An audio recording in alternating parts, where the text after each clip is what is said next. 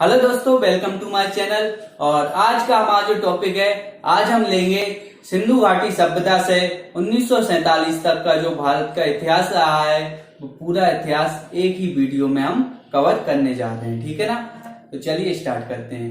देखिए, जो सिंधु घाटी सभ्यता थी एक विशाल सभ्यता थी। ठीक है ना, एक नगरीय सभ्यता थी। ठीक है, इसको देखिए सिंधु घाटी सभ्यता भी बोला जाता है और हड़प्पा सभ्यता भी बोला जाता है। ऐसा क्यों? देखिए, जो सिंधु घाटी बोला जाता है वो इसलिए बोला जाता है क्योंकि इसकी जब खोज हुई थी तो इसके जो नगर खोजे गए थे वो सिंधु नदी के किनारे पे बसे हुए थे। ठीक है, तो इस वजह से इसको क्या कहा गया? सिंधु घाटी सभ्यता। ठीक है, और देखिए जो हड़प्पा सभ्यता है वो क्यों कहा गया? क्योंकि जो हड़प्पा था वो पहला ऐसा नगर था जो इस सभ्यता में खोजा गया। ठीक है, इसीलिए इसे बोला जाता है हड़प्पा सभ्यता। ठीक है, अब देखिए, आपको अगर पूरा इतिहास समझना है तो आपको एक बेसिक कॉन्सेप्ट है वो आपको समझना होगा। देखिए, जब भी क्या होता है, जीवन में कठिनाइयां आती हैं। ठीक है ना, तो जब भी जीवन में कठिनाइयां आती हैं तो लोग कहाँ जाते हैं? जनता कहाँ जाती है? आसान तरीके पे। ठीक है ना, जब भी कोई जीवन में ऐसी कठिनाई आती है, मुश्किलें आती हैं, तो व्यक्ति क्या सोचता है? तो व्यक्ति सोचता है कि मैं ऐसा रास्ता चुनूं जो आसान हो।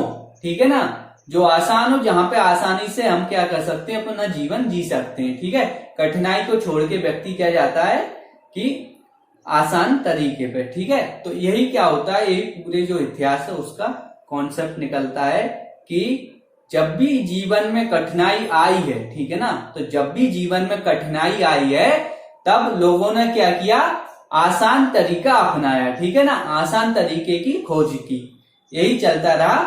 देखिए, पहले जो सिंधु घाटी सभ्यता थी ये बहुत ही अच्छी सभ्यता थी, बहुत ही विशाल सभ्यता थी। ठीक है, ये कैसी थी? ये नगरीय सभ्यता थी। ठीक है ना, जो हड़प्पा सभ्यता थी एक नगरीय सभ्यता थी। अब देखिए, आप जो नगरीय सभ्यता है, आप देखिए, आप नगर में रहते हैं मान के चलिए, तो आप नगर के बाद क्या करेंगे? आप नगर के बाद मेट्रो में जाएंगे या गांव में जाएंगे? ठीक है ना, आप शहर में रहते हैं तो शहर के बाद आप कहाँ जाएंगे? मेट्रो सिटी में जाएंगे या फिर गांव में जाएंगे? आप जाओगे मेट्रो सिटी में। ठीक है, लेकिन जो भारतीय इतिहास है इसमें आपको ऐसा जानने को मिलेगा कि लोग बाग पहले नगरों में थे। ठीक है ना, फिर उसके बाद गांव में आ गए। ठीक है, फिर गांव से फिर सिटी में आए, फिर सिटी से मेट्रो में आए। ये क्या चलता रहा पूरे इतिहास में। ठीक है ना, तो यही पूरा जो इतिहास है वो है। अब देखिए, जो सिंधु घाटी सभ्यता थी उसमें क्या था? जब सिंधु घाटी सभ्यता थी बहुत ही अच्छी सभ्यता थी। ठीक है ना, ये बहुत ही विशाल सभ्यता थी। ये बोला जाए कि जो 5000 साल पहले, क्योंकि देखिए जो हड़प्पा सभ्यता थी इसका जो टाइम था वो था 2350 से 1750 तक। ठीक है, जो ईसा पूर्व था ये था सिंधु घाटी सभ्यता का टाइम। तो इस टाइम पे सिंधु घाटी जो सभ्यता थी वो सबसे फूली फली। ठीक है ना, तो जो सिंधु घाटी सभ्यता है ये बहुत ही विशाल सभ्यता थी। यहाँ पर जो इकोनॉमी थी, ठीक है ना, यहाँ पर जो जीवन था वो कैसा था? बहुत ही अच्छा जीवन था, लोग बाग अच्छे से रहते थे। ठीक है ना, और यहाँ पे जो व्यवस्था थी वो कैसी थी? जो इकोनॉमी थी वो थी कैसी? देखिए, इकोनॉमी होती है दो प्रकार की। ठीक है, एक होती है कैसी? अधिशेष। ठीक है, एक होती है अधिशेष और एक होती है जीने योग्य। अब आप देखिए कि आज का जीवन है, आज के जीवन में आप देखेंगे कैसी व्यवस्था है। आज जीने योग्य है कि अधिशेष है? अधिशेष ही है ना। आज का जो जीवन है वो कैसा है? अधिशेष व्यवस्था पर चल रहा है। अधिशेष जो अर्थव्यवस्था है उस पर आधारित है, क्योंकि जो अधिशेष होता है ये होता है कि आज तो हमारे पास है ही खाने के लिए, अगले 50-60 दिन के लिए आप क्या करते हैं? स्टोर करके रखते हैं खाना। ठीक है ना, तो आज के लिए खाना है, कल के लिए है, और एक आध 2 महीने के लिए आप क्या करते हैं? खाने को इकट्ठा कर लेते हैं, जो आटा है उसको इकट्ठा करके रखते हैं। और जो जीने योग्य होती है, ठीक है ना, जो जीने योग्य अर्थव्यवस्था होती है इसमें होता है केवल आज का, कल का कुछ पता नहीं, कल क्या हो जाए, तो कल का हमें पता ही नहीं, हमारे पास है ही नहीं। हम जैसे मान के चलिए आज मुझे जीने के लिए 2 किलो आटे की जरूरत है। ठीक है ना, तो मेरे पास केवल 2 किलो ही आटा है। ठीक है, तो मैं केवल क्या है? कौन सी अर्थव्यवस्था है? जीने योग्य। लेकिन अगर मैं बोलूं कि मेरे पास क्या 1 क्विंटल आटा है जो स्टोर करके रखा है, तो मेरी कौन सी अर्थव्यवस्था हो गई, अधिशेष। तो जो हड़प्पा सभ्यता थी वो कौन सी व्यवस्था थी, ठीक है, वो थी अधिशेष, क्योंकि वहां पर व्यक्ति क्या करते थे, जो अन्न होता था उसको स्टोर करके रखते थे, ठीक है। अब देखिए जो मैं बोल रहा हूं स्टोर कैसे करते थे, क्योंकि इसके वो साक्ष्य भी तो मिले होंगे, तो इसका साक्ष्य ये है कि जो हड़प्पा सभ्यता खोजी गई उसमें क्या मिले, विशाल अन्नागार, ठीक है ना, विशाल अन्नागार मिले हैं। उससे अनुमान लगाया जाता है कि जो वहां के व्यक्ति थे वो क्या करते थे, अन्न को स्टोर करके रखते थे, ठीक है। ये तो बहुत शानदार अर्थव्यवस्था हो गई। देखिए जो आज हम जैसी अर्थव्यवस्था जीते हैं, अधिशेष अर्थव्यवस्था, वैसी 5000 साल पहले लोग बाग जीते थे। तो ये तो बहुत बहुत ज्यादा शानदार अर्थव्यवस्था हो गई, ठीक है।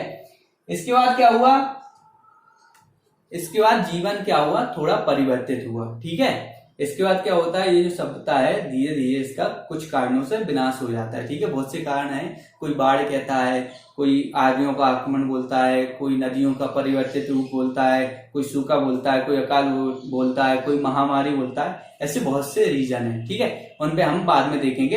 अभी हम केवल पूरा जो इतिहास है उसको कवर करने की कोशिश कर रहे हैं, ठीक है। इसके बाद आपने देखा होगा, इसके बाद आता है ऋण वैदिक काल और उत्तर वैदिक काल, ठीक है ना।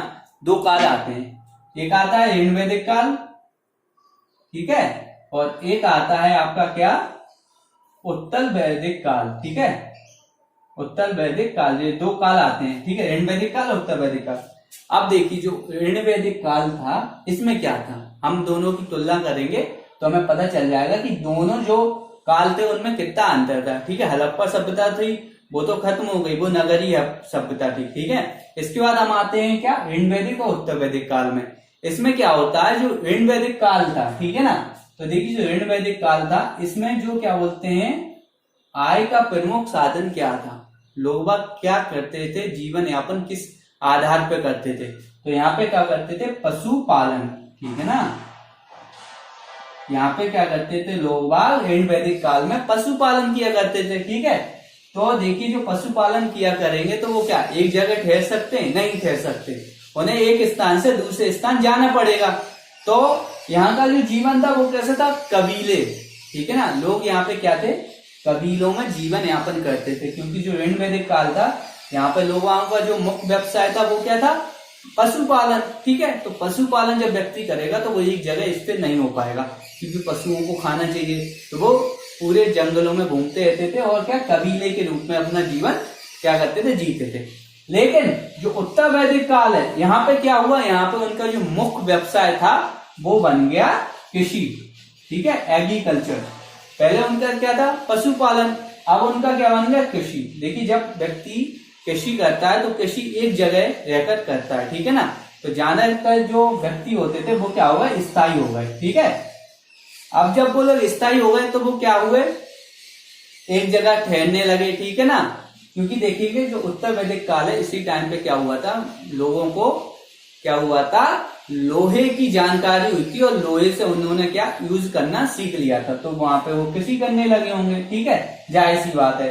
तो यहाँ पे क्या होता है, जो ऋण वैदिक काल होता है, जो उत्तर वैदिक काल होता है, तो इन दोनों का जो व्यवसाय होता है, तो एक का होता है पशुपालन और उत्तर वैदिक काल का होता है कृषि, ठीक है। इसके बाद यहाँ पे हम देखेंगे कि जो ऋण वैदिक काल है यहाँ पे लोग बाग कैसे रहते थे, जन में रहते थे, ठीक है। जन मतलब कबीले, 100, 200, 300 लोगों का क्या होता था, एक कबीला होता था। तो जो ऋण वैदिक काल में लोग रहते थे वो कैसे रहते थे, कबीलों के रूप में, ठीक है। और वही बात की जाए उत्तर वैदिक काल में, तो उत्तर वैदिक काल में जो लोग बाग रहते थे वो कहाँ रहते थे, जनपद में, ठीक है ना, जनपद में, ठीक है। देखिए पहले जो ऋण वैदिक काल था इसमें जन थे, जो उत्तर वैदिक काल था इसमें क्या थे, जनपद, और आगे जाके क्या बन गए, महाजनपद, ठीक है ना। तो देखिए कितना इसका जो सीधा सीधा एग्जाम्पल देखिए, जो ऋण वैदिक काल में जन थे कबीले के रूप में, इसके बाद उत्तर वैदिक काल में आए जनपद के रूप में, उसके बाद आगे जाकर महाजनपद बन गए। कितने महाजनपद बने थे, 16 महाजनपद बने थे, ठीक है।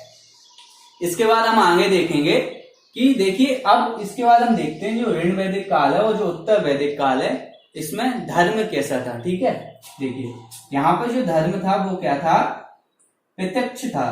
ठीक है, यहाँ पे बहुत ही कम देवी देवता थे। यहाँ पे मान्यता ऐसी थी जो प्रत्यक्ष रूप से देखता है, ठीक है ना, जो प्रत्यक्ष रूप से देखता है वही देवी देवता है। जैसे कि पानी गिरता है, ठीक है, इंद्र देवता, ये हो गए प्रत्यक्ष देवता। ठीक है, अग्नि, अग्नि देवता हो गए। ठीक है, भूमि, भूमि से क्या होती थी, उनको उपजाऊ होती थी और उनसे क्या होता था, उनकी जो पशुओं के लिए आहार मिलता था, तो मातृ देवी की पूजा हो गई। ठीक है, इसके बाद जब उत्तर वैदिक काल आया तो धर्म में क्या हो गई, अप्रत्यक्ष हो गया धर्म। ठीक है, बहुत से देवी देवता मानने लगे। ठीक है, बहुत से कर्म कांड आ गए जीवन में। ठीक है ना, जादू टोना और जो भी धर्म बोले तो धर्म यहाँ पे भी था। ठीक है ना, धर्म यहाँ पे भी था, लेकिन जब उत्तर वैदिक काल में क्या आया, धर्म आया, तो उसमें कट्टरता आ गई। ठीक है ना, धर्मपंथी लोग बन गए और जो धर्म था उसका कुछ अलग ही मतलब यहाँ पे निकालने लगे। कहाँ पे, उत्तर वैदिक काल में। ठीक है,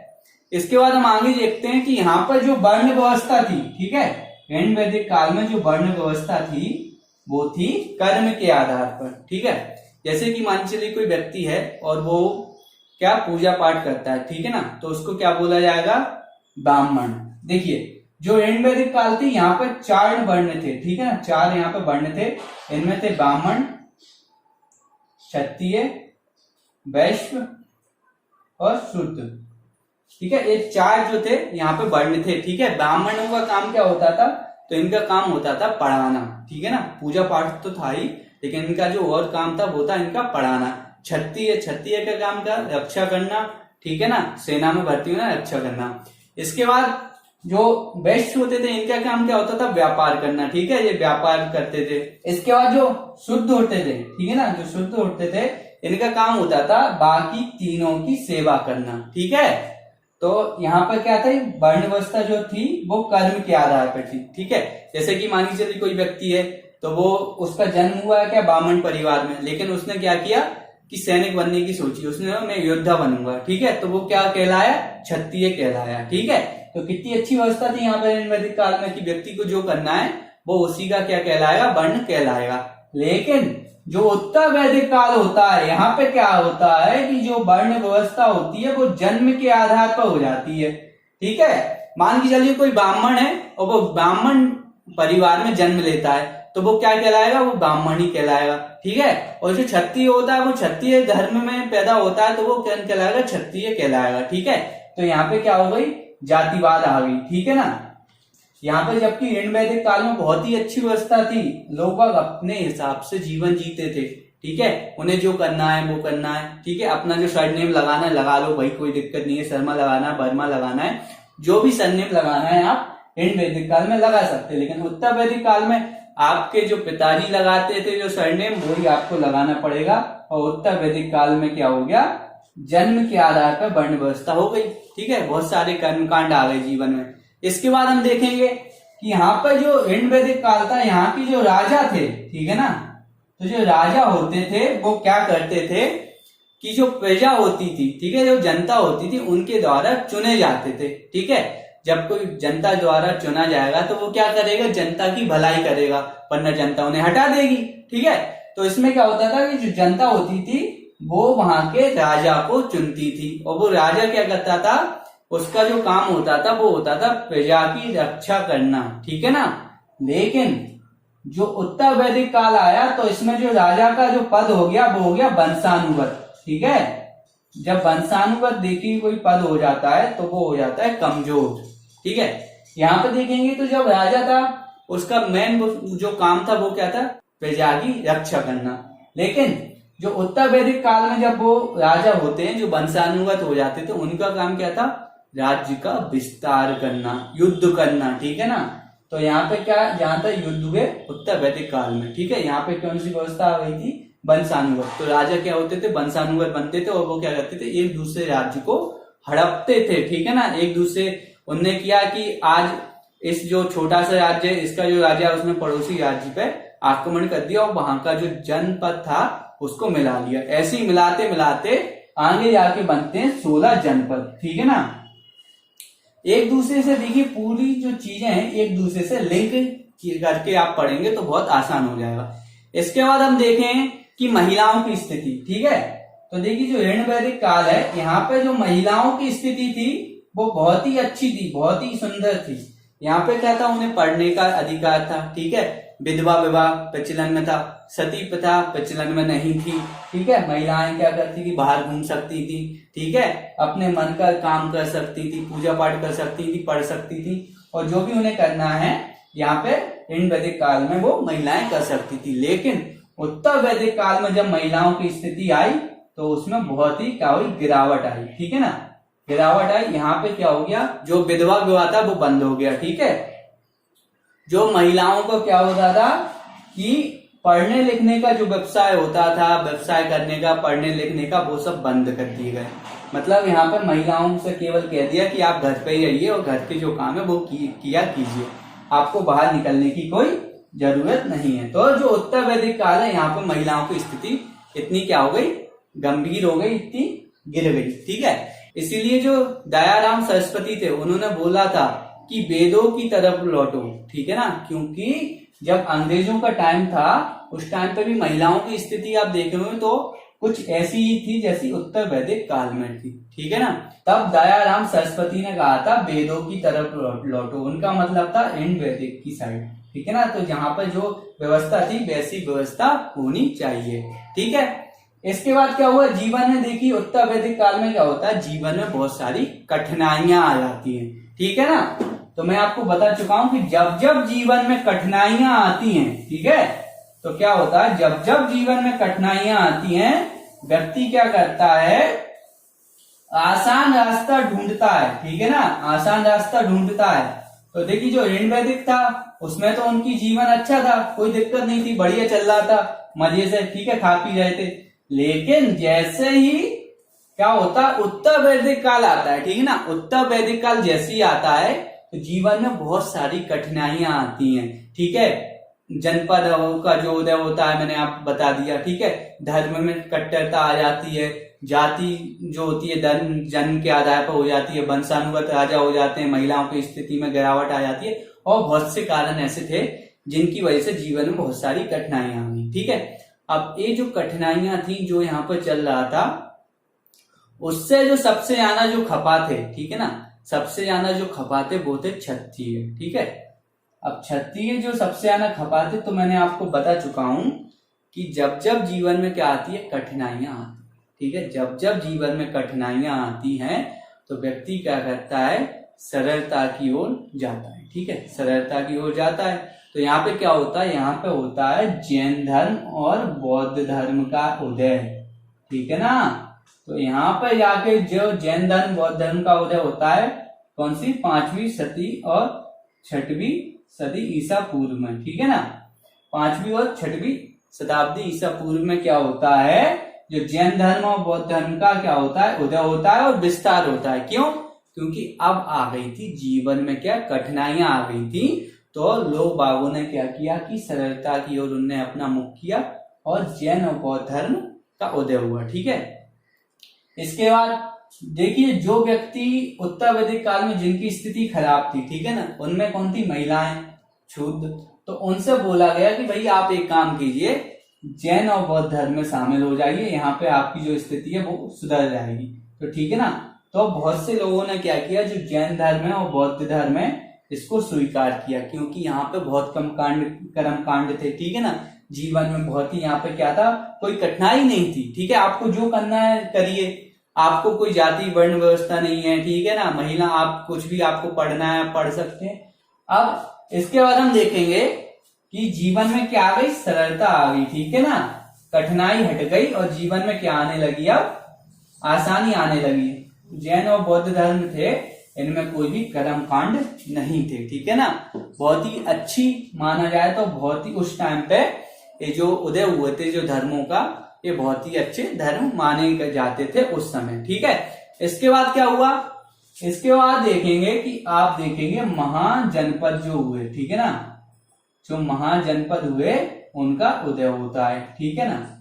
अब जो महाजनपद उदय होता है तो आपको पता होगा उस टाइम पे कितने थे, 16 महाजनपद, ठीक है ना। 16 महाजनपद का उदय होता है और सबसे पहले यहाँ पे कौन सा एक वंश आता है, वो होता है हर्यक वंश, ठीक है ना। हर्यक वंश होता है, उसके बाद आता है शिशुनाग वंश, उसके बाद आता है नंद वंश। तो हमें इन वंशों से कुछ लेना देना नहीं है, क्योंकि अभी हम केवल बेसिक देख रहे हैं कि इनके अंदर जाके अपन नहीं देखेंगे, वरना लेक्चर बहुत लंबा हो जाए, ठीक है। तो हर्यक वंश आया, उसके बाद शिशुनाग वंश आया और फिर नंद वंश आया, ठीक है। नंद वंश के बाद आया मौर्य वंश, ठीक है ना। कौन आया, मौर्य वंश।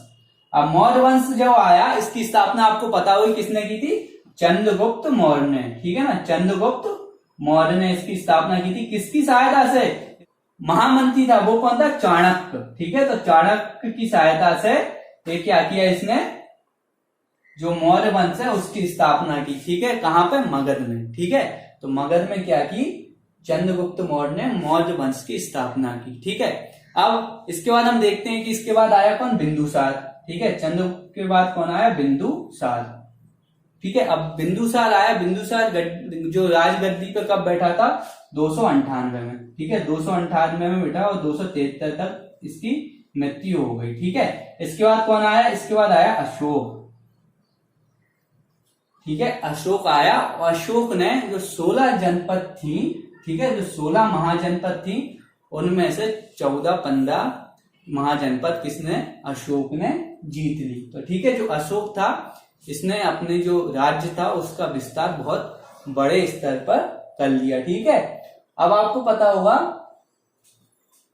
कि जो मगध था, ठीक है, अब देखिए जो 16 जनपद थे उनमें से जो सबसे बड़ा था वो था कौन सा, उज्जैनी, ठीक है। तो उज्जैनी जो जनपद था वो सबसे बड़ा था, लेकिन जो सबसे शक्तिशाली था वो कौन था, वो था मगध, ठीक है ना। मगध क्यों शक्तिशाली था भाई, जबकि बड़ा तो था उज्जैनी। तो देखिए जो शक्तिशाली था मगध, उसका कारण ये था कि जो मगध था ये गंगा और यमुना के द्वाब क्षेत्र में था, ठीक है। मतलब ऊपर से गंगा नदी बह रही है और नीचे से यमुना नदी बह रही है, इसके बीच में क्या है, मगध, ठीक है।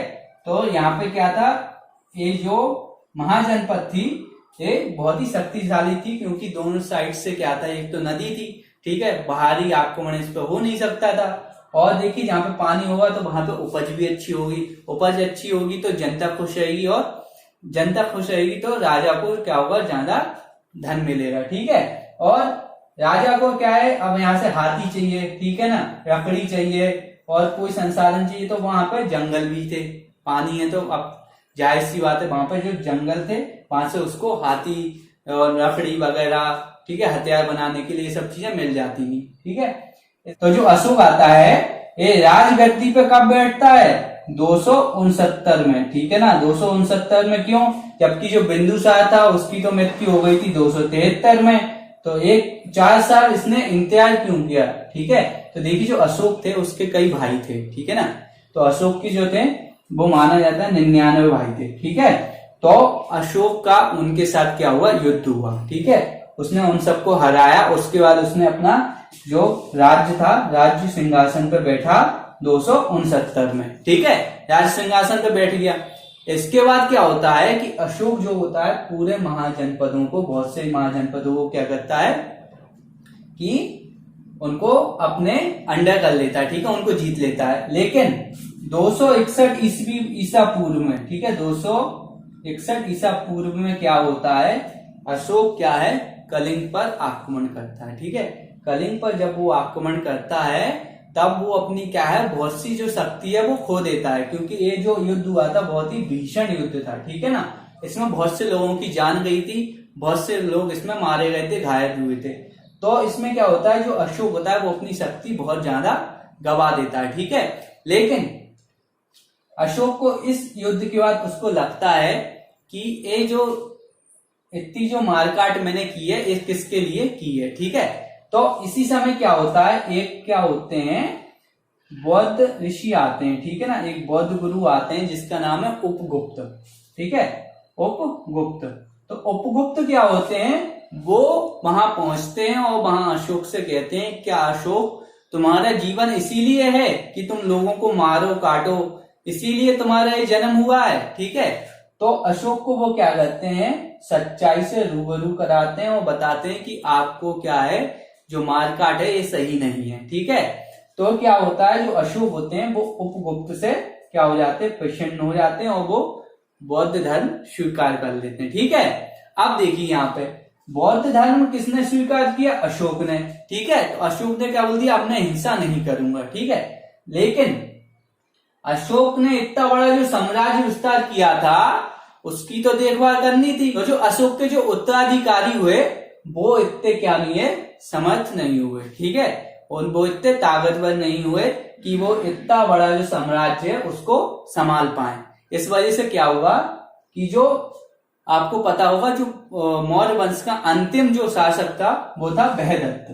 ठीक है ना, बृहदत्त जो था उसने वहां पे आके जो मौर्य वंश होता है वो खत्म हो जाता है। ठीक है, जो अंतिम जो होते हैं वो होते हैं बृहदत्त। ठीक है, जो अशोक थे उनकी एक पुत्री और एक पुत्र थे। ठीक है ना, पुत्री का नाम था सुमित्रा और जो उनके बेटे का नाम था वो था महेंद्र। ठीक है, तो जो अशोक होता है अपने जो बेटा बेटी को क्या करता है, वो श्रीलंका भेजता है और वहां जाके बोलता है कि आप वहां पे बौद्ध धर्म का क्या कीजिए, प्रचार प्रसार कीजिए। ठीक है, तो उनको भेज देता है। अब इसके बाद क्या होता है, क्वेश्चन ये आता है कि जो मौर्य साम्राज्य था उसमें जो हुए, जैसे कि चंद्रगुप्त मौर्य हुए, ठीक है, बिंदुसार हुए और अशोक हुए, तो इन तीनों ने कौन कौन से धर्म अपनाए। ठीक है, तो देखिए जो चंद्रगुप्त मौर्य थे इन्होंने कौन से धर्म को अपनाया था, तो इन्होंने अपनाया था जैन धर्म को। ठीक है, और जो बिंदुसार थे ये थे आजीवक संप्रदाय के। ठीक है, आजीवक संप्रदाय के।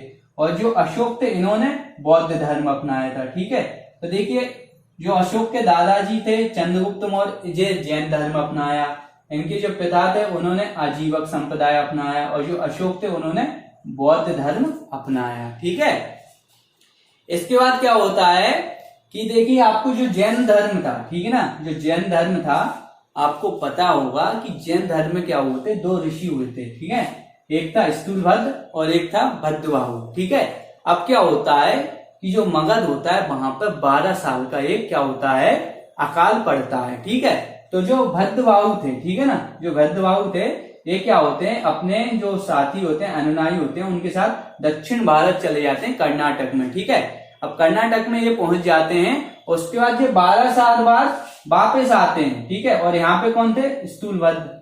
ठीक है, मगध में कौन थे, स्थूलभद्र। और जो दक्षिण भारत से 12 साल बाद वापस आते हैं तो यहाँ देखते हैं कि जो स्थूलभद्र हैं ये श्वेत वस्त्र धारण करने लगे। ठीक है, और क्योंकि जो भद्रबाहु थे जब ये यहाँ से गए थे, यहाँ से जो गए थे कहाँ, कर्नाटक, तब वहां पे क्या था, जो जैन ऋषि मुनि होते थे वो नग्न अवस्था में होते थे। लेकिन जब यहाँ से जो लौट के आए वापस मगध, तो इन्होंने देखा कि जो स्थूलभद्र हैं, यहाँ के जो लोग हैं वो श्वेत वस्त्र धारण करने लगे। ठीक है, तो इन दोनों में क्या हुआ, विवाद हुआ, जिसके कारण जो जैन धर्म है ये दो भागों में बट गया, एक श्वेतांबर और एक हो गया दिगंबर। ठीक है, एक श्वेतांबर जो उसकी श्वेत धर्म पहनते थे और एक थे दिगंबर जो कि नग्न अवस्था में रहते थे। ठीक है, इतना हो गया।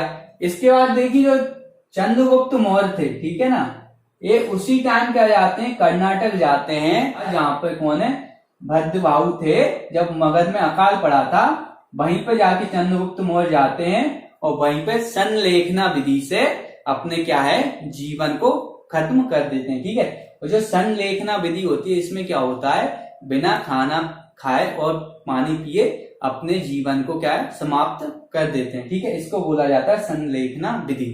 ठीक है, तो इस विधि से जो चंद्रगुप्त मौर्य होते हैं वो अपना जीवन खत्म कर देते हैं। ठीक है, तो मौर्य वंश के बाद क्या हुआ, बहुत से जो वंश थे वो आए।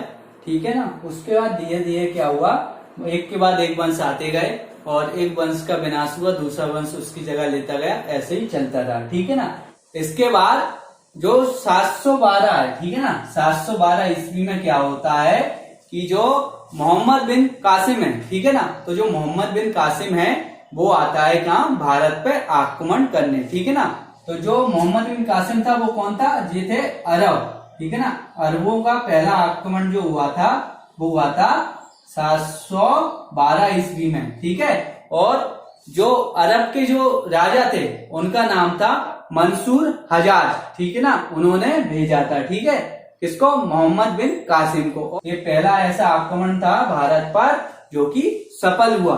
इसके पहले 711 ईस्वी में क्या होता है, 711 ईस्वी में भी जो मंसूर हजाज थे ना, अरब थे, उन्होंने दो व्यक्तियों को भेजा था, अब्दुल्ला और बुंदेला, ठीक है, अब्दुल्ला और बुंदेला नामक दो व्यक्ति थे जिनको भेजा था कहां पे, भारत पर आक्रमण करने के लिए, ठीक है, लेकिन वो क्या हुआ, वो असफल रहे, ठीक है, वो सफल नहीं हो पाए।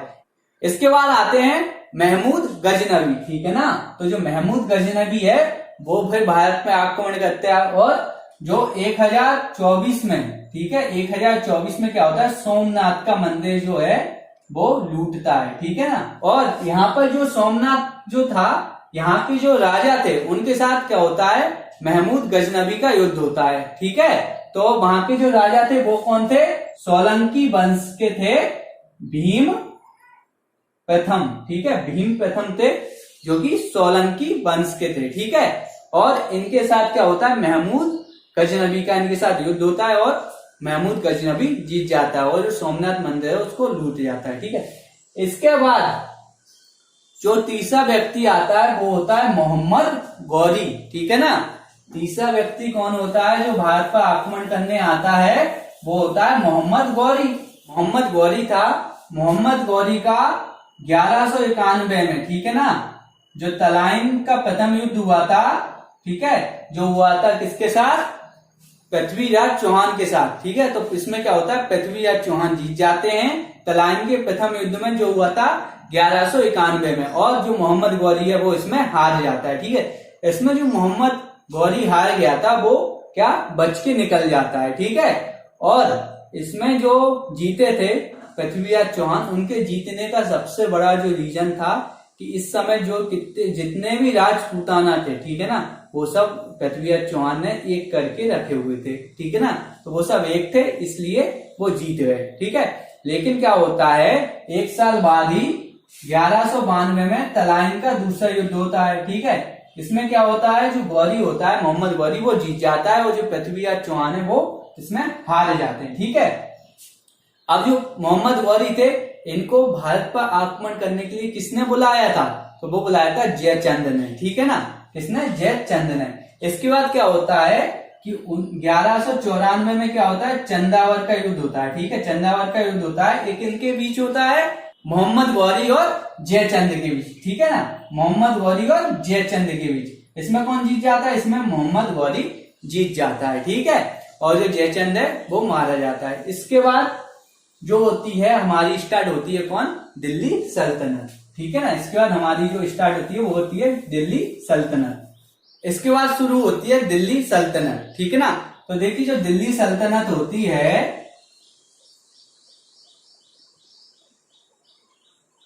ठीक है, तो जो दिल्ली सल्तनत होती है इसका जो टाइम पीरियड होता है वो कब से कब होता है, तो वो होता है 1206 से 1526 तक, ठीक है ना। 1526 में क्या होता है, पानीपत का प्रथम युद्ध, और उसके साथ जो दिल्ली सल्तनत है वो खत्म हो जाती है और जो मुगल वंश है वो स्टार्ट हो जाता है, ठीक है। इसके बाद जो दिल्ली सल्तनत है इस पे सबसे पहले कौन आते हैं, तो आते हैं गुलाम वंश, ठीक है। तो जो गुलाम वंश होते हैं इनका जो टाइम होता है वो होता है 1206 से 1290, ठीक है। इसके बाद जो खिलजी वंश आता है, ठीक है, कौन आता है, खिलजी, जो खिलजी वंश आता है इसका जो टाइम होता है वो होता है 1290 से 1320, ठीक है ना, 1290 से 1320। इसके बाद आता है तुगलक वंश, ठीक है ना, इसके बाद तुगलक वंश आता है 1320 से लेके 1414 तक होता है, ठीक है। इसके बाद आता है सैयद वंश। सैयद वंश होता है वो होता है 1414 से 1491 तक, ठीक है, 51 तक। इसके बाद आता है कौन, लोधी वंश, ठीक है, तो जो लोधी वंश आता है ये आता है 1491 से 1526 तक, ठीक है। इसके बाद क्या होता है, जो दिल्ली सल्तनत है वो खत्म हो जाती है, ठीक है। इसके बाद जो गुलाम वंश है, ठीक है ना, जो गुलाम वंश होता है इसका जो संस्थापक होता है वो कौन होता है, वो होता है कुतुबुद्दीन ऐबक, ठीक है ना। जो कुतुबुद्दीन ऐबक होता है ये संस्थापक होता है गुलाम वंश का, ठीक है। तो इससे हमें कोई लेना देना नहीं है। इसने क्या किया था, जो था कुतुब मीनार की जान इसने नींव रखी थी, ठीक है ना। और उसको पूरा किसने करवाया था, तो वो करवाया था इल्तुतमिश ने, जो कि ऐबक का क्या था, दामाद था, ठीक है। और इल्तुतमिश के बाद कौन आया था, तो वो आई थी रजिया सुल्तान, ठीक है ना। जिसका रजिया सुल्तान जो थी, इसका जो टाइम पीरियड था वो था 1236 से 1240 तक, ठीक है। रजिया सुल्तान का समय रहता है, ठीक है। इसके बाद आता है कौन, खिलजी वंश। खिलजी वंश में कौन आता है, जलालुद्दीन खिलजी, ठीक है। तो जो जलालुद्दीन खिलजी था ये कौन था, ये बहुत ही ज्यादा उदारवादी था, ठीक है ना, उदारवादी था। इसके बाद इसका जो भतीजा था, ठीक है, भतीजा और इसका जो दामाद था वो था अलाउद्दीन खिलजी। तो जो अलाउद्दीन खिलजी था वो बहुत कठोर था, ठीक है, क्योंकि जो अलाउद्दीन खिलजी थे वो बहुत ही उदार थे। तो उनके जो साम्राज्य में क्या था, चोरी लूटपाट बहुत सी चीजें बढ़ गई थी, ठीक है। तो जो अलाउद्दीन खिलजी थे वो बहुत कठोर बने, ठीक है ना। जो अलाउद्दीन खिलजी था वो बहुत कठोर बना और उसने जो अपना साम्राज्य उसको इकट्ठा किया। और जो खिलजी था ना, कौन, अलाउद्दीन खिलजी, ये पहला ऐसा शासक था जिसने क्या किया था, जो विंध्याचल श्रेणी है इसके उस साइड जाके दक्षिण भारत में इसने क्या किया था, आक्रमण किया था, ठीक है। वहां पे इसने क्या राज्यों को जीता था, ठीक है। इसके बाद क्या होता है, इसके बाद होता है जो तुगलक वंश है, ठीक है। तुगलक वंश में भी फिर नेता आए, गयासुद्दीन आए, ठीक है, फिरोज शाह आए, मोहम्मद आए, ठीक है। इसके बाद ये तुगलक वंश में आते हैं। इसके बाद जो सैयद वंश आता है उसमें भी खिलजी खां वगैरह आते हैं, उनसे भी हमें कोई लेना देना नहीं है। उसके बाद लोधी आते हैं, तो इसमें बहलोद लोधी होते हैं जो लोधी वंश की स्थापना करते हैं, हमें इनसे भी कोई लेना देना नहीं है। इसके बाद सिकंदर लोधी आते हैं और फिर इब्राहिम लोधी आते हैं। देखिए जो इब्राहिम लोधी है ये इंपॉर्टेंट है, क्योंकि जो इब्राहिम लोधी है इसके साथ 1526 में बाबर के साथ इसका पानीपत का युद्ध होता है, ठीक है ना। बाबर के साथ इसका क्या होता है, पानीपत का प्रथम युद्ध होता है 1526 में, ठीक है। इसके बाद क्या होता है, जो नया जो वंश बनता है मुगल वंश, ठीक है। अब हम पढ़ेंगे मुगल वंश के बारे में। देखिए जो मुगल वंश था, ठीक है ना, तो कौन, मुगल वंश, इसका जो संस्थापक था वो कौन था, बाबर, ठीक है। अब बाबर ने क्या हुआ था, पानीपत का प्रथम युद्ध जीता था, ठीक है। संस्थापक कौन हो गया इसका, बाबर, ठीक है। तो इसके जो सबसे पहले इसने लड़ा था कौन सा, पानीपत, ठीक है ना, पानीपत का प्रथम युद्ध, जो कि ये जीत गया। क्यों जीता, क्योंकि ये पहले ये क्या देखा जाए, ये महान सेनापति था, ठीक है, सबसे बड़ी चीज। और इसके पास क्या थी, तोपखाने, ठीक है। जब बाबर जीतता है तब इसके बाद क्या होता है, जो पानीपत का युद्ध हो गया ये तो हो गया 1526 में, ठीक है। 1527 में, ठीक है, 1527 में इसका जो एक और युद्ध होता है, ठीक है, जिसको क्या बोला जाता है, खानवा का युद्ध, ठीक है। तो जो खानवा का युद्ध होता है वो किसके बीच होता है, वो होता है राणा सांगा के बीच, ठीक है। अब यहाँ पे क्या होता है, और यहाँ पे जो इसकी सेना होती है वो बाबर से बोल देती है कि हम राणा सांगा से युद्ध नहीं करेंगे, वो भैया राणा सांगा है, छोटी मोटी चीज नहीं है वो, ठीक है ना, हम नहीं लड़ेंगे उससे, ठीक है। क्योंकि वो थक भी चुके थे, पानीपत युद्ध लड़ा था उन्होंने 1 साल पहले, तो वो कहने लगे थे हम नहीं लड़ पाएंगे भैया, हमारे बस की नहीं है, ठीक है ना। इसके बाद क्या होता है कि जो बाबर होता है वो इसमें जो खानवा का युद्ध है इसमें देता है जिहाद का नारा, ठीक है ना, काय का नारा, जिहाद, ठीक है, जिहाद का नारा देता है और अपनी सेना को क्या करता है, वो मोटिवेट कर लेता है और वो राणा सांगा से खानवा का युद्ध 1527 में उससे लड़ता है और जीत जाता है, ठीक है। इसके बाद 1528 में, ठीक है ना, 1528 में क्या होता है, एक होता है उसका चंदेरी का युद्ध, ठीक है ना। चंदेरी था तो चंदेरी पर वो युद्ध करता है, ठीक है। चंदेरी के उस टाइम पर राजा थे मेदिनी राय, ठीक है।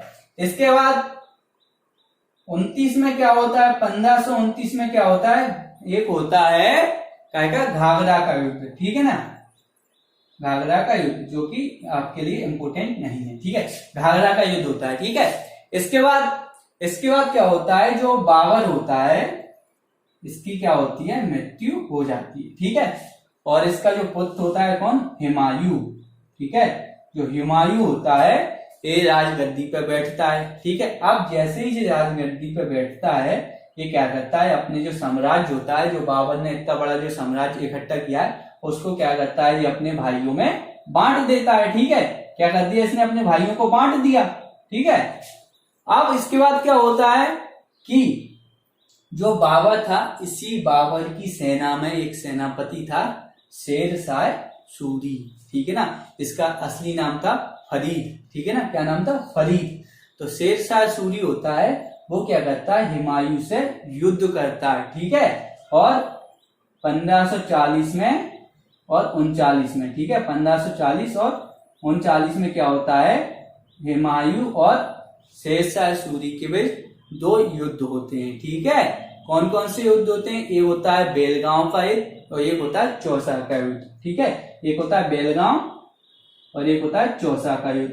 ये दोनों युद्ध हैं जो कि क्या होता है, शेरशाह सूरी जीत जाता है और जो हुमायूं होता है वो भाग के कहां चला जाता है, पश्चिम साइड में। ठीक है, अब जो शेरशाह सूरी आते हैं, ठीक है, शेरशाह सूरी आते हैं जो, ये क्या करते हैं कि ये क्या है, जीटी रोड का क्या करते हैं, निर्माण करते हैं। ठीक है, इसके बाद जो पट्टेदारी प्रथा है उसको भी प्रारंभ करते हैं। ठीक है, जो कृषि भूमि है उसे पट्टे पर देना स्टार्ट कर देते हैं, कौन, शेरशाह सूरी। ठीक है, इसके बाद जो शेरशाह सूरी हैं ये कौन थे, तो ये थे दूसरे अफगानी। ठीक है ना, दूसरे अफगानी थे। ठीक है, दूसरा वंश था जो अफगानी था। पहला वंश कौन सा था, पहला वंश था लोधी वंश। जो लोधी वंश थे वो पहले कौन थे, अफगानी वंश था। और दूसरा कौन सा था, शेरशाह सूरी। अब इसके बाद क्या होता है, शेरशाह सूरी की क्या हो जाती है, मृत्यु हो जाती है और इसका जो बेटा होता है इस्लाम शाह। ठीक है ना, तो इस्लाम शाह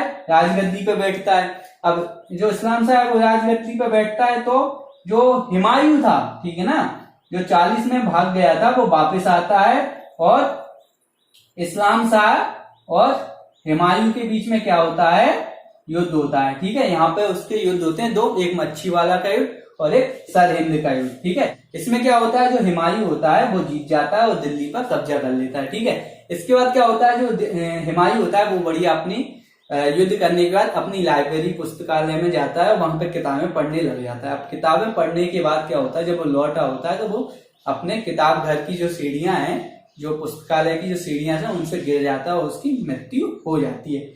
इसकी खबर किसे मिलती है, अकबर को। अकबर जो कि 1942 में इसका जन्म हुआ था अमरकोट में। ठीक है, अमरकोट में होता है और ये अभी भी वहीं होता है। अब इसको खबर लगती है कि जो कौन है, हुमायूं, तो हुमायूं मर चुके हैं। तो अमरकोट से अकबर आता है कहां पे, दिल्ली। अब यहां से आने में इसको लग जाते हैं 4 से 5 महीने। ठीक है, इस बीच में क्या होता है कि जो हेमू होते हैं, ठीक है, तो हेमू क्या करता है, वो दिल्ली पर कब्जा कर लेता है। ठीक है, किसने कब्जा कर लिया, हेमू ने जब इस पर कब्जा कर लेता है दिल्ली पे, तो फिर जो अकबर आता है अमरकोट से, तब इनके बीच होता है 1556 में पानीपत। ठीक है, पानीपत का दूसरा युद्ध होता है। ठीक है, और इसमें कौन जीत जाता है, इसमें अकबर जीत जाता है। ठीक है, अब जब ये युद्ध हुआ था तब अकबर की उम्र कितनी थी, ठीक है, उसकी आयु थी कितनी, 14 वर्ष। ठीक है, 14 वर्ष का था जब वो पानीपत का द्वितीय युद्ध उसने लड़ा और वो जीत गए। ठीक है, यहाँ पे क्या होता है कि अब कौन दोबारा किंग बन गया, कौन बन गया, अपना बन गया ये अकबर। ठीक है, अकबर का यहाँ पे राज्याभिषेक हो जाता है और अकबर राजा बन जाता है। ठीक है, इसके बाद अकबर के बाद इसका जो बेटा होता है जहांगीर, वो राजा बनता है। ठीक है, अकबर का जो शासनकाल होता है, ठीक है, अकबर जो है 1556 से बैठता है कहां, कब तक, 1606 तक। ठीक है, 1606 तक कौन बैठता है, अकबर। ठीक है, इसके बाद आ जाता है कौन, जहांगीर। तो जहांगीर जो बैठता है वो अपने ताज पे बैठता है 1606 से 1628 तक। ठीक है, कौन, जहांगीर। उसके बाद शाहजहां, उसके बाद औरंगजेब। इसके बाद क्या होता है, धीरे धीरे जो मुगल वंश है इसका अंत हो जाता है। इसके बाद 1498 में, ठीक है ना, 1498 में एक पुर्तगाली आता है जिसका नाम होता है वास्को डिगामा, ठीक है ना, ठीक है। वास्को डिगामा कहाँ, भारत आता है, ठीक है। इसके बाद क्या होता है कि भारत में विदेशी कंपनियों का आगमन होता है, ठीक है ना। विदेशी कंपनियां जो हैं उनका भारत आगमन होता है, ठीक है। ईस्ट इंडिया कंपनी हो गई, पुर्तगाली कंपनी हो गई, डच ईस्ट इंडिया कंपनी हो गई, ठीक है ना, फ्रेंच ईस्ट इंडिया कंपनी हो गई, ये सब कंपनियां भारत में आती है। जब बहुत सारी भारत में कंपनियां हो जाएंगी तो इनके बीच क्या हुआ, फिर संघर्ष, ठीक है ना, संघर्ष होता है और इन कंपनियों के बीच आपस में युद्ध होता है। और इन सब युद्ध के बाद क्या होता है, केवल एक कंपनी बचती है जिसका नाम होता है ईस्ट इंडिया कंपनी, ठीक है। केवल ईस्ट इंडिया कंपनी जो है वो भारत में बचती है। अब इसके बाद क्या होता है, जो ईस्ट इंडिया कंपनी होती है ये भारत पर करती है क्या, शोषणकारी नीतियां यहाँ पे लाती है, ठीक है ना। कौन सी नीतियां यहाँ पे चलाती है, शोषणकारी, ठीक है। इन जो शोषणकारी जो नीतियां होती हैं इनसे क्या होता है, जो भारतीय जनता है इतनी परेशान हो जाती है, जिसकी वजह से क्या होता है 1857 की क्रांति, ठीक है। जब 1857 की क्रांति होती है तब भारतीयों को मालूम होता है कि जो भारत में अभी भी क्या है, कुछ ऐसे समाज में बुराइयां हैं, धर्म में सुधार की जरूरत है, तभी हम देश को आजाद करा पाएंगे, ठीक है ना। क्योंकि जो 1857 की क्रांति थी ये कहीं ना कहीं पूर्णतः सफल नहीं हो पाई। इस वजह से लोगों बागों को पता चल गया कि अभी भी समाज में थोड़ी बहुत कमियां हैं, उनको दूर करना जरूरी है, ठीक है। फिर क्या हुआ, जो धर्म सुधार आंदोलन हुए, समाज सुधार आंदोलन हुए, ये सब चले, ठीक है। इसके बाद क्या होता है कि ये जब सुधार चल रहे थे, इसके बाद होता है कांग्रेस की स्थापना, ठीक है ना। कांग्रेस की स्थापना कर दी 1885 में, कांग्रेस की स्थापना हो जाती है, ठीक है। कांग्रेस होती है ये दो दलों में बट जाती है, ठीक है। एक होता है नरमपंथी, ठीक है, और एक होता है गरमपंथी। ये दो दलों में क्या होता है, पूरी कांग्रेस बट जाती है, ठीक है। इसके बाद आता है कौन, गांधीवादी युग, ठीक है ना। फिर आता है गांधीवादी युग आता है, ठीक है। और गांधीवादी युग आने के बाद, ठीक है, फिर देश में क्या होता है, जो आजादी की लहर है वो ज्यादा तेज हो जाती है, ठीक है। इसके बाद आता है क्या, 1942 में क्या आता है, भारत छोड़ो आंदोलन, ठीक है। और भारत छोड़ो आंदोलन के बाद 1947 में क्या होता है, भारत को आजादी मिल जाती है, ठीक है। तो यहाँ पे हमारा जो पूरा लेक्चर था ये कंप्लीट होता है।